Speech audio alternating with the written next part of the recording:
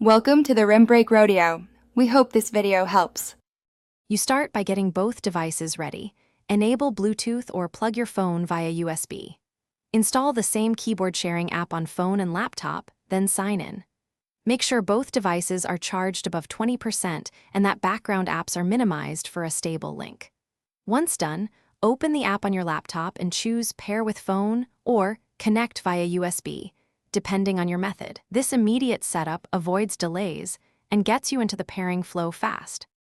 You now pair and configure. Follow the app prompts to accept pairing codes that appear on both screens. This confirms a secure link.